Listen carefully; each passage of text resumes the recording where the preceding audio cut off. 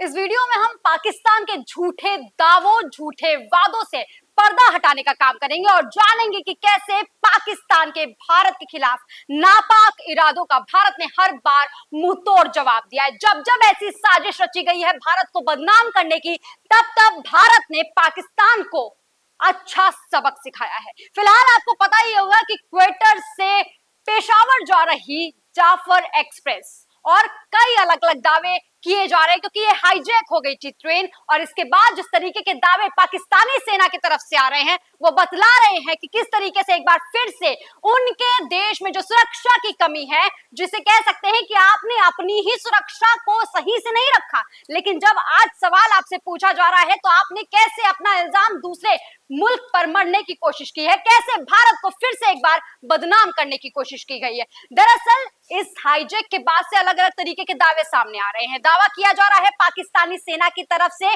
कि फौजी सेना, वायु सेना, फ्रंटियर कोर और स्पेशल सर्विस के ग्रुप कमांडो ने एक साथ मिलकर 36 घंटों तक ऑपरेशन चलाया और इसे खत्म किया है, इसे सक्सेसफुल बनाया है। लेकिन वहीं जाफर एक्सप्रेस को हाईजैक करने वाली बलूचिस्तान लिबरेशन आर्मी यानी कि बीएलए ने यह दावा किया है कि उसके कब्जे में अभी भी पाकिस्तानी फौज के 100 से ज्यादा जवान हैं। बलूच विद्रोहियों ने यह भी दावा किया है कि सुरक्षा बलों के 100 जवानों को मारने के साथ साथ ये दोबारा अगर सैन्य कार्यवाही होती है तो सभी बंधकों को तुरंत मार दिया जाएगा। इस तरीके के दावे किए गए हैं।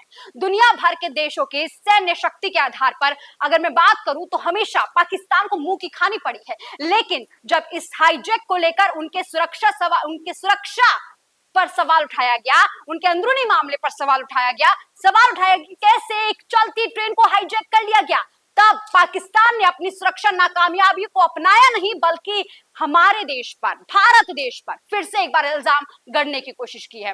दोस्तों, सबसे पहले तो मैं ये बताना चाहती हूं कि जिनको ये लग रहा है कि इस हाईजैक के पीछे भारत का हाथ है, तो भारत ने हमेशा ये साबित किया है कि अगर उसे कोई ऑपरेशन पाकिस्तान के खिलाफ करना होगा तो वो सामने सामने करता है। और इसके कितने उदाहरण मेरे पीछे पेश करूं मैं, वो कम ही होंगे। जब जब भारत ने पाकिस्तान को मजा चखाना चाहा है, सामने से वॉर किया है, सामने से बताया है कि हमारी ताकत क्या है, हम कहां खड़े हैं और पाकिस्तान कहां खड़ा है। यहां तक कि अगर मैं बात करूं दुनिया भर के देशों की सैन्य शक्ति के आधार पर जो रैंकिंग तय की जाती है, जिस संस्था का नाम ग्लोबल फायरवार है, उसकी भी नई लिस्ट जब जारी की गई थी तो इस लिस्ट में भारत को चौथे नंबर पर रखा गया था। लेकिन पाकिस्तान की जो स्थिति थी वो पहले की तुलना में काफी कमजोर होती दिख रही थी।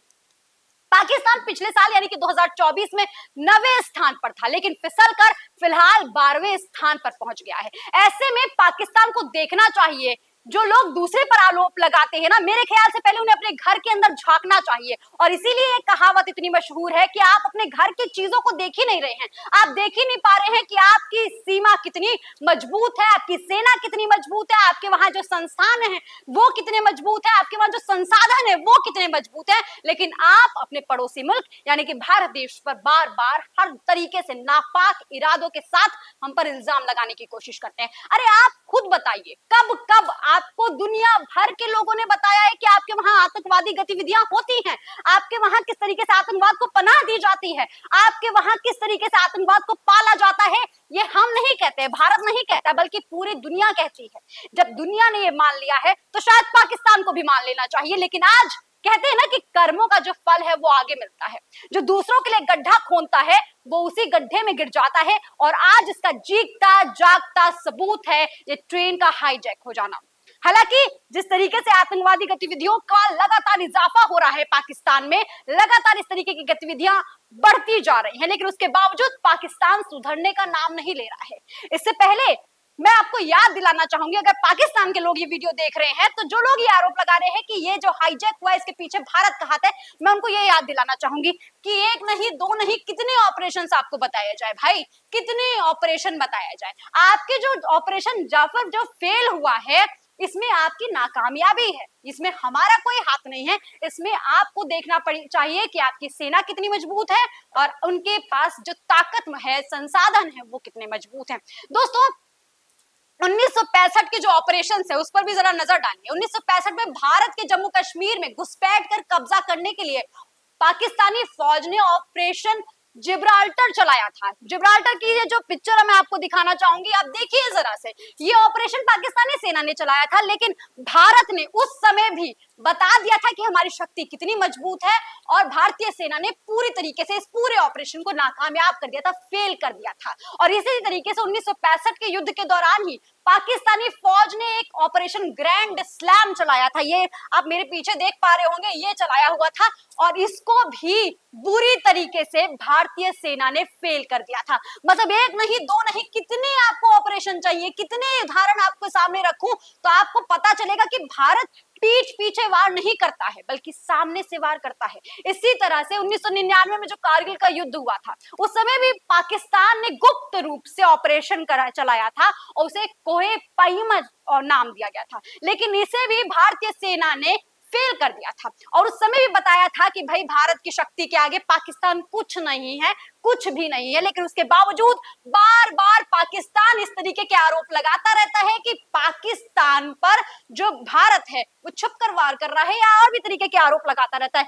एक नहीं, दो नहीं, तीन नहीं, कितने और ऐसे ऑपरेशंस आपको दिखाने पड़ेंगे, उदाहरण पेश करने पड़ेंगे, ताकि आप ये मान ले कि भारत के पास जो शक्ति है, जो सैन्य बल है, उसका मुकाबला आपके पास नहीं है। अगर आपके पास अंदाजा नहीं है कि भारत के पास कितनी सैन्य बल है, क्या शक्तियां हैं, तो मैं चाहूंगी कि ये जो आंकड़ा मेरे सामने मेरे पीछे मौजूद है, इस पे थोड़ा नजर डालिए, देखिए जरा। जो अगर आर्मी पर्सनल की बात आती है तो कहां हमारे पास 14 लाख से ज्यादा सैन्य बल मौजूद है, और आपके पास जो है वो 6 लाख के आसपास सिमट कर रह जाती है। और भी जो तमाम तरीके के दावे यहाँ पे हैं, वो सब देखिए, जरा समझिए कि हमारी जो सैन्य बल है वो ना सिर्फ ताकतवर है, लेकिन जो उनके पास संसाधन है, जो उनके पास मिसाइल है, एयरक्राफ्ट है, जो तमाम चीजें हैं, वो सब कुछ भारत के डिफेंस सिस्टम को और भी ज्यादा मजबूत बनाने का काम करती है। और ऐसे चाहे हजारों ऑपरेशंस पाकिस्तान वाले क्यों ना कर दे, लेकिन भारत हर चीज का जवाब, वो कहते हैं ना, ईंट का जवाब पत्थर से देना, भारत उस चीज में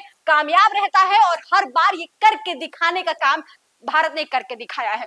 अब एक बात तो साफ है, जाहिर तौर पर पाकिस्तान को अपनी व्यवस्थाओं को, सैन्य ताकत को थोड़ा मजबूत करना चाहिए, थोड़ा प्रभावी करना चाहिए। 2024 के अगर मैं आंकड़ों की बात करूं तो भारत का जो सैन्य बजट था वो लगभग 70 बिलियन था, और अभी उसे 74 बिलियन बना दिया गया है, 74 बिलियन डॉलर के ऊपर है फिलहाल।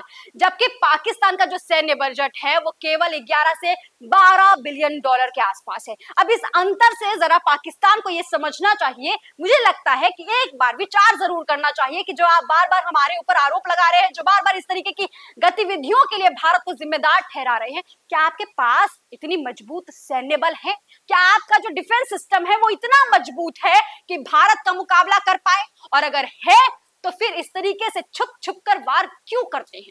दोस्तों, ये तमाम सवाल मैं आपके ऊपर छोड़ते जा रही हूँ। आपको क्या लगता है कि क्या इस तरीके के आरोप पाकिस्तानी सेना को भारत के ऊपर लगाने चाहिए थे? कमेंट सेक्शन में लिखकर अपना जवाब जरूर दीजिएगा, और ऐसी तमाम खबरों के लिए देखते रहिए डीएनपी इंडिया, और डीएनपी इंडिया परिवार की तरफ से आप सभी को होली की हार्दिक शुभकामनाएं।